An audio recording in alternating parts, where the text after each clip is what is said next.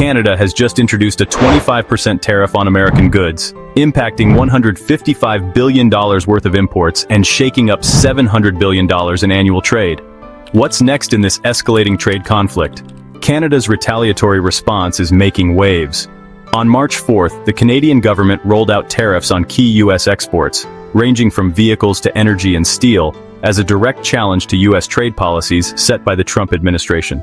The trade standoff is heating up fast, evolving into a full-scale confrontation between two long-standing allies. The automotive sector is one of the hardest hit. Prominent American car makers like Tesla, Ford, and General Motors are now facing higher costs due to Canada's 25% tariff on U.S.-made cars and auto components.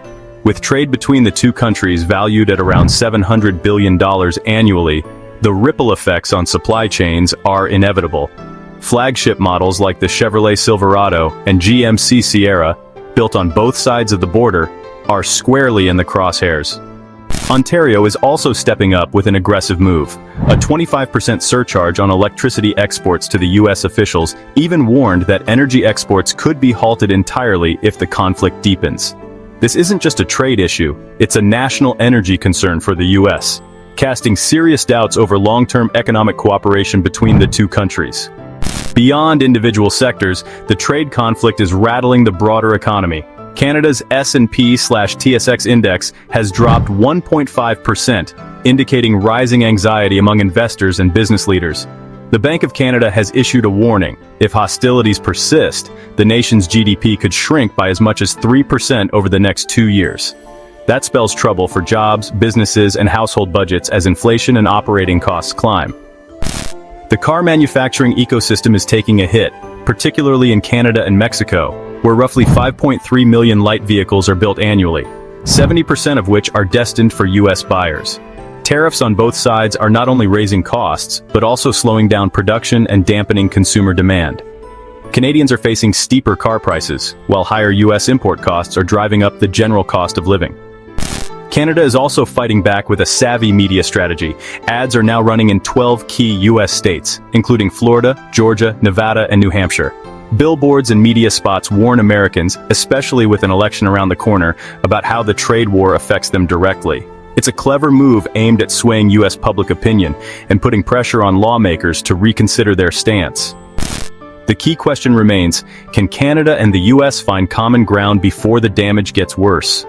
With the toll rising on both economies, from disrupted supply chains to higher consumer prices, there is growing urgency for diplomatic resolution.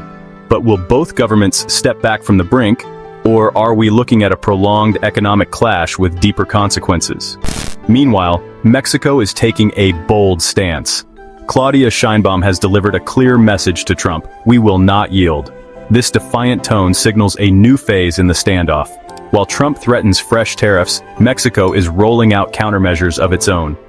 As a major parts supplier to Detroit's automakers, any Mexican tariff hikes could spike production costs. In 2022 alone, the U.S. imported over $60 billion in auto parts from Mexico. Mexico is also a vital source of agricultural goods and oil for the U.S. Any move to restrict exports could lead to sharp food price increases across America. Supermarkets heavily depend on Mexico for meat, fruits, and vegetables. Disruptions in this supply chain would hit consumers hard, pushing costs up nationwide. Mexico has even floated the idea of a temporary border closure, adding even more uncertainty to an already tense situation. A potential shutdown could cripple the entire U.S. supply chain, and with Mexico sharing a border, that leverage could become a strategic weapon, putting immense pressure on the American economy. The situation escalates further as Sheinbaum declares that Mexico will no longer act as a humanitarian checkpoint for the United States. Mexico firmly rejects the idea of halting migrant flows simply because the U.S. demands it. We will not stop migrants just because the U.S. tells us to, she stated.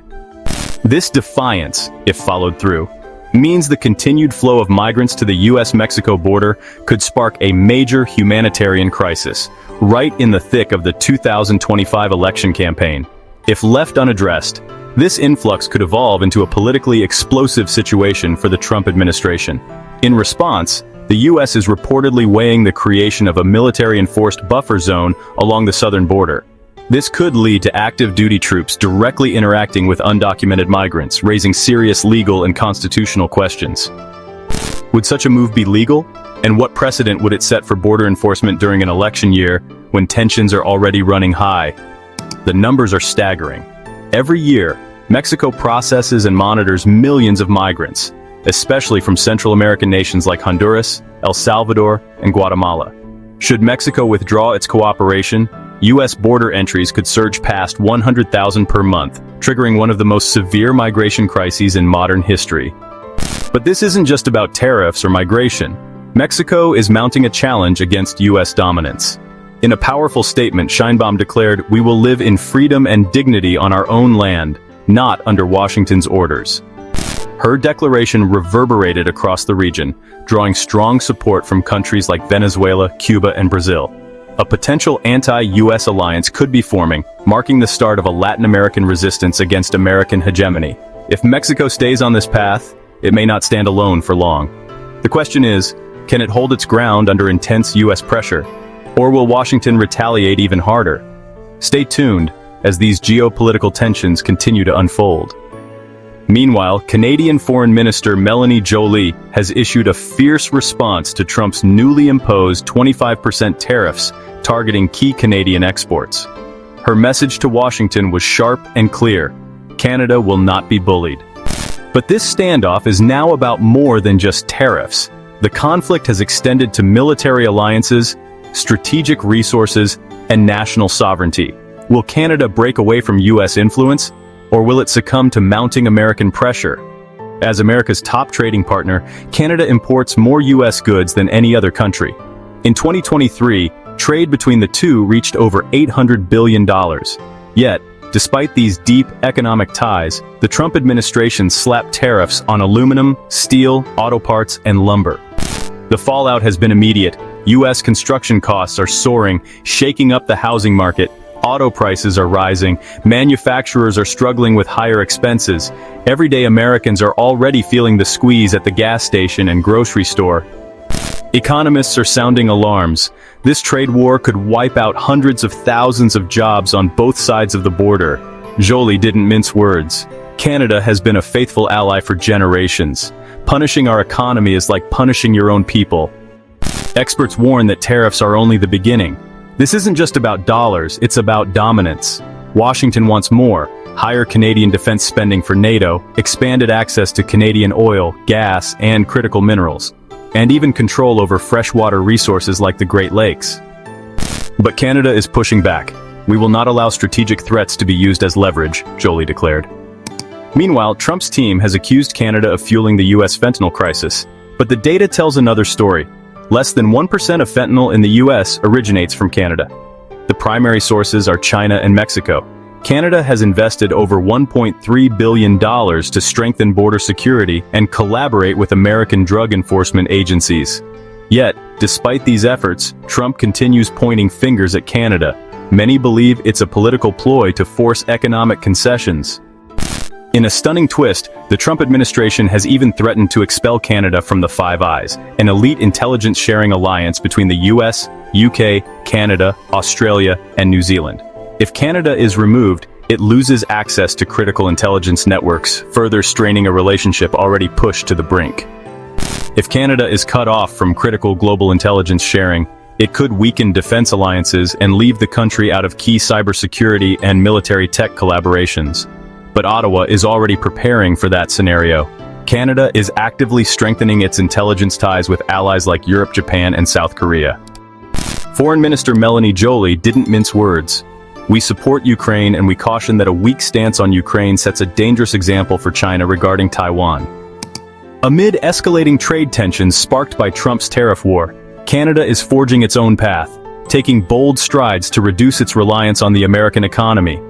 Canada's strategic countermeasures: pursuing new trade agreements with Asia and Europe, deepening relationships with the UK, EU, Japan, South Korea, and Mexico, expanding military cooperation with NATO partners beyond Washington's orbit, investing in domestic cybersecurity and next-gen defense tech, prioritizing national resource sovereignty, retaining control over oil, gas, and minerals. Melanie Joly delivered a strong message. Canada is resilient, resource-rich, and independent. We will protect our economy, our sovereignty, and our future. The Chris Rock joke that sent Trump into a tailspin. In a fiery set, comedian Chris Rock delivered a stinging performance that shook American social media to its core. Within minutes, the video racked up over 5 million views, lighting up Twitter with memes and viral reactions. What exactly lit the fire? Rock didn't hold back. He launched straight into a scathing satire comparing Trump's leadership to an absurd reality show starring the Apprentice cast, including his daughter and Omarosa. In just 12 hours, Rock's performance had been shared over 2 million times. His quick wit turned Trump's serious persona into comedic gold. "They're putting Elon in a rocket ship. We call it Space Max," he joked. "JLO's marrying Ben again, just so she can stay in the country." The comedian also poked fun at Trump's infamous business failures, particularly his string of Atlantic City casino bankruptcies. "How do you go bankrupt running casinos?" Rock quipped, echoing Forbes' reporting on Trump's 6 major bankruptcies. Rock didn't stop there.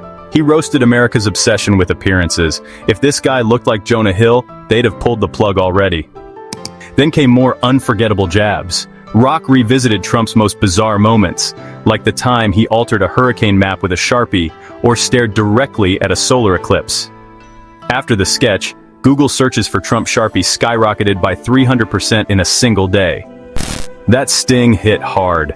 Trump lashed out on Truth Social, calling Rock not funny and disrespectful, but the internet disagreed. Social media exploded with memes that spread like wildfire.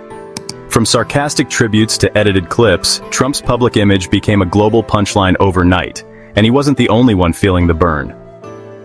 Melania Trump, often noted for her frosty expressions, suddenly found herself caught in the comedic crosshairs. Media outlets reported she was furious about being included in Rock's set.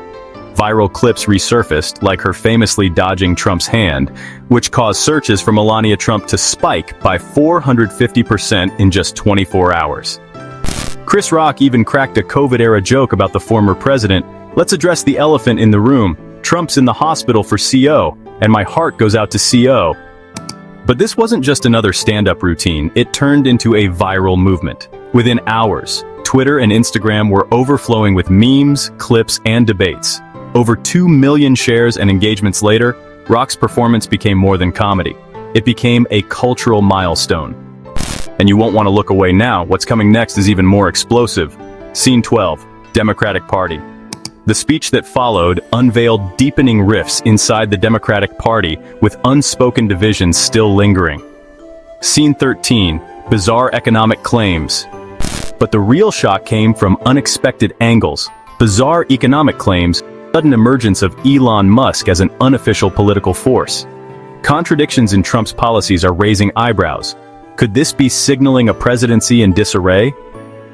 Trump boldly promised to crush inflation and lower costs immediately. As part of our tax reform, he said, "We'll slash taxes on domestic production and all manufacturing. Just like before, we'll offer 100% expensing." Yet within days of that very speech, the stock market nosedived by 1,300 points. Prices for essentials, like groceries, construction materials, and electronics, continued climbing. An economic analyst speaking on national TV pointed out Trump's statements don't match the facts. His tariff battles with China and Canada have pushed up raw material prices. The disconnect between his public pledges and the economic reality facing everyday Americans casts serious doubt on the viability of his economic strategy. But the controversy didn't end with the economy. Trump startled the global community with unexpected territorial ambitions. While addressing Congress, he declared, Trump, VO, to the remarkable people of Greenland, "I support your right to shape your own future. If you choose, we welcome you as part of the United States. We need Greenland not just for national security, but for global stability. And we're working with all involved. One way or another, I believe we'll get it." This announcement triggered immediate backlash. Denmark's Prime Minister had already dismissed the idea, calling it completely absurd. Denmark Prime Minister VO, "Greenland is not for sale." But Trump wasn't finished. He proceeded to assert that the US should reclaim authority over the Panama Canal, saying, Trump, VO, "That canal was built by Americans for Americans, not for others." However, Panama officially took control of the canal in 1999. The Panamanian government responded swiftly, condemning Trump's words as a clear violation of their national sovereignty. Such declarations not only shake international alliances but raise a deeper question: is Trump defending U.S. interests or pursuing unchecked geopolitical expansion? Trump also vowed to tear down bureaucratic institutions and rid the system of unelected decision-makers. Trump, VO. The era of rule by unelected bureaucrats is over. Yet only days before, his administration canceled a major federal telecom contract with Verizon, redirecting it instead to Elon Musk's Starlink. A political analyst on social media observed, "Political analyst VO, Trump says he's against unaccountable power, yet he hands a chunk of government operations to a tech mogul." Now Elon Musk appears to be operating like an unofficial vice president. Even loyal Trump backers were caught off guard. Dave Portnoy, VO. This one's tough to justify. It's like Musk is co-president now. So while Trump denounces unelected authority, he's simultaneously handing immense influence to someone outside the political system. This contradiction begs a critical question: who's truly steering the ship in Trump's White House? A tense and uncertain future for North America. The events we've analyzed reveal a region facing growing economic, political, and diplomatic tensions. What began as a trade dispute has now evolved into a wider crisis involving tariffs, territorial claims, energy threats, and even shifts in intelligence and military alliances. Canada's strong response. Canada has made it clear that it will not remain silent in the face of economic pressure from the United States. By imposing its own 25% tariffs on American goods, Canada is sending a powerful message: it will not be bullied. Ontario's threat to cut off electricity exports and the nationwide strategy to diversify trade and strengthen military ties show that Canada is ready to stand on its own. Canadian Foreign Minister Melanie Joly's firm stance, "We are strong, resource-rich, and independent," sums up the country's approach. Canada is looking to the future by forming new partnerships and reducing its reliance on the United States economy. But these decisions are not without risk. As trade slows down, both countries face rising prices, job losses, and deepening economic pain. Meanwhile, Mexico is also making bold moves. Refusing to act as a humanitarian checkpoint for the United States, Mexican leadership has made it clear that it will not block migrant flows just to please Washington. This could create a humanitarian and political crisis on the United States-Mexico border, especially during an election year. Mexico's declaration that it will live in freedom and dignity shows that it too is stepping away from United States control.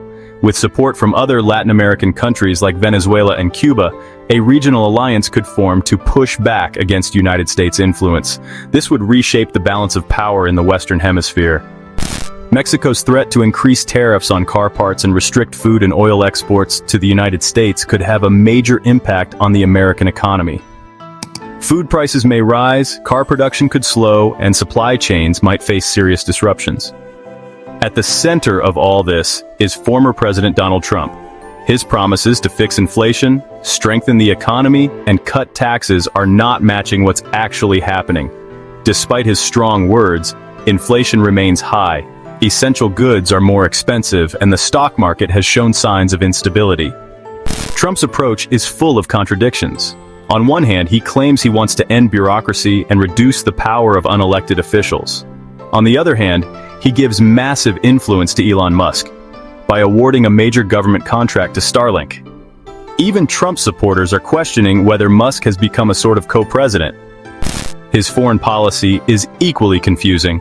Trump has expressed a desire to acquire Greenland and take back the Panama Canal, moves that shocked the international community and offended allies like Denmark and Panama. These statements raise questions about whether Trump is focused on protecting the US or simply expanding its control without thinking about the consequences. This situation is no longer just about trade. It's about trust, leadership, and the future of North America's partnerships.